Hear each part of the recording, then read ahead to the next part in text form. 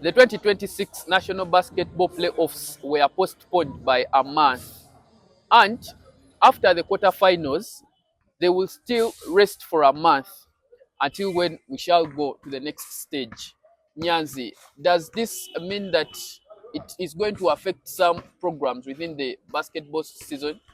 And yeah, very definitely. Because you see, from the previous season, one of the issues we've been having is the season ending late. You get that? And this year, the season started early for reasons of we can get some time for the national team duties without interruption by the league. You get it, and it's the same thing that was going to be pushed to the ball qualifications. But looking at it today, that without, because where did you get again that information? The information was gotten from I Yeah, you can look at it, because at the end of the day, we are going back to the so here when you look at what is this two Bob spots? yes, to Bob Yes, Sports. it says that the 2026 NBL playoffs Mm, were postponed by a month mm, and will halt for about a month after the quarterfinals. mm. Will the new season start in time? Exactly. So you see, from the anticipation of when this league was starting, the projections were that the league starts early to create room for national team and also for ball and also other activities on the basketball calendar. Mm. In regards to that, we're anticipating also to see a league that is starting in this year.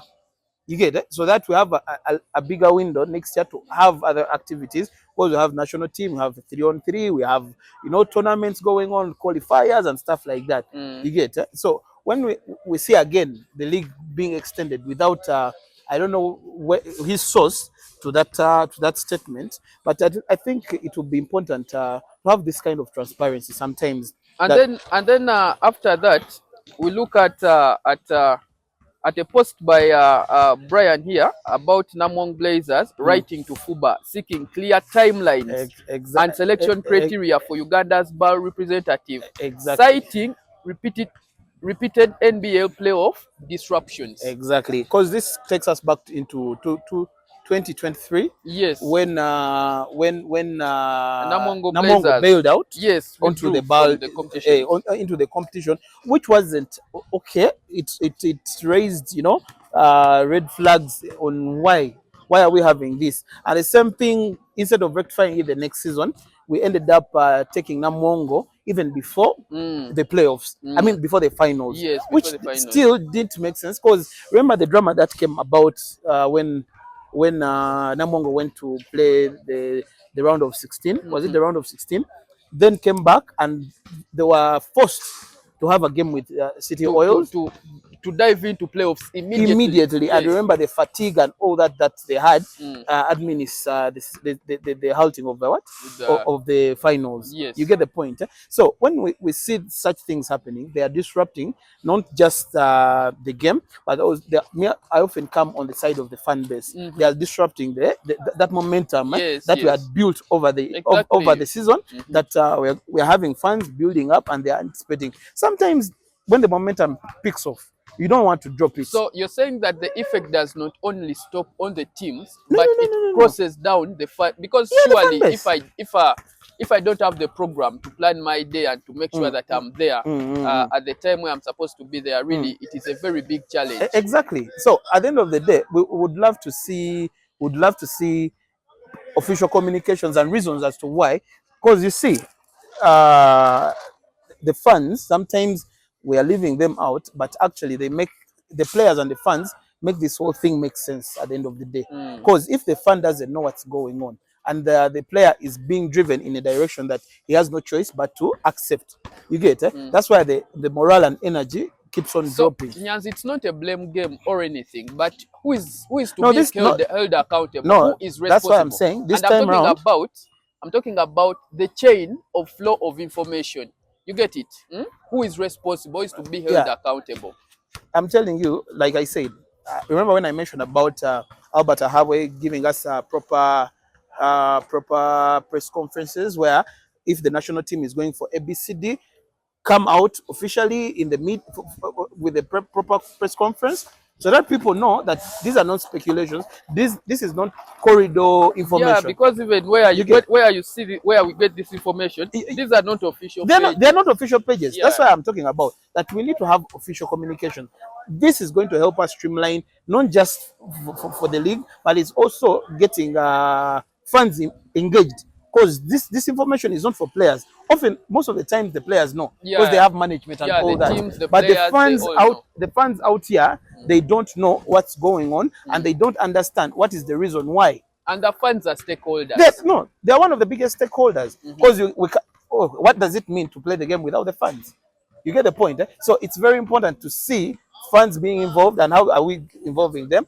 Is having proper press conferences where we tell them ABCD is happening because of ABCD. But today, if I'm looking for information through Tubob Sports, you get. I'm looking for information through Kawowo Sports.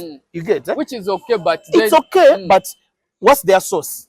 You get? Are they meeting in the corridor and telling them, okay, by the two spots, Tubob ABCD is how happening? can we trust this? How can we trust the information if it's not coming from the right media streams? True. You get. Eh? Very true. So it's very important. As much as we are considering the league to go on, we need to consider players' welfare. We need to consider the fan base, because this is what makes the whole niche of us having the game being played. It's the fans and the players. Then other stakeholders keep on coming in. Eh? You get the point? Because if that a lack of information can disrupt such a team like the Blazers to the point of withdrawing, how about that magnitude? And it doesn't even leave just the Blazers in a questionable state.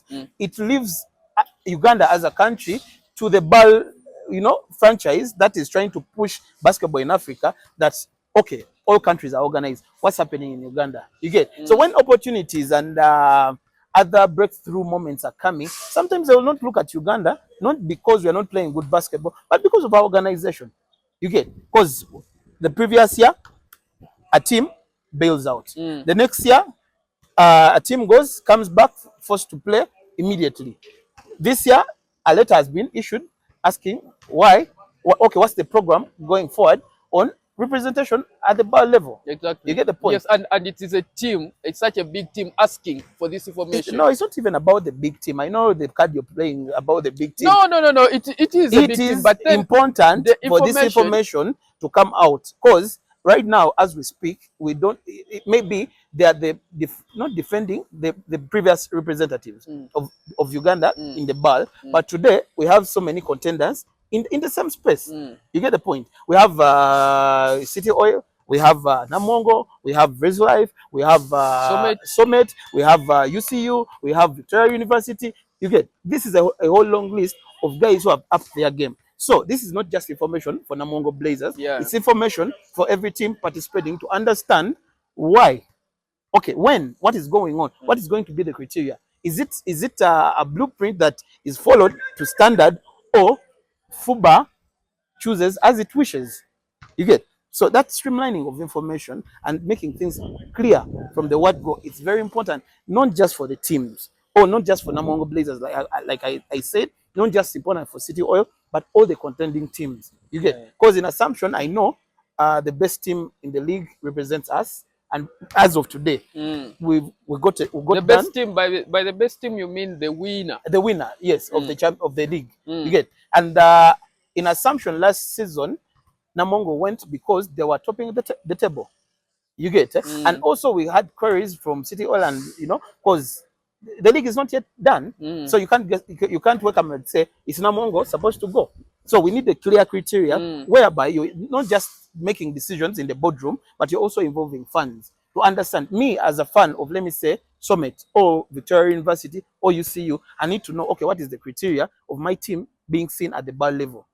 You get the point? Yes. So those are things sometimes, I don't think it's rocket science. It's just a choice that people are supposed to make to pass information to the right, stakeholders. Because I'm telling you,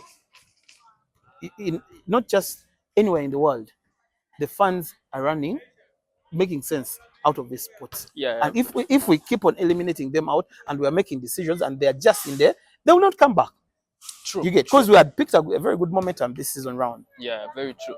Now over to you, the people that are following us out there. It is a question of information flow from the leaders of the national basketball team to the final stakeholder, who is the fan. And Nyanzia is very enthusiastic when it comes to the fan base. He really wants this sport to grow with the fans with it. Now share your thoughts out there about the timelines in the spacing of the season, but also the information that is not very clear about the BAL qualification as raised by Namwongo Blazers in one of the tweets out here.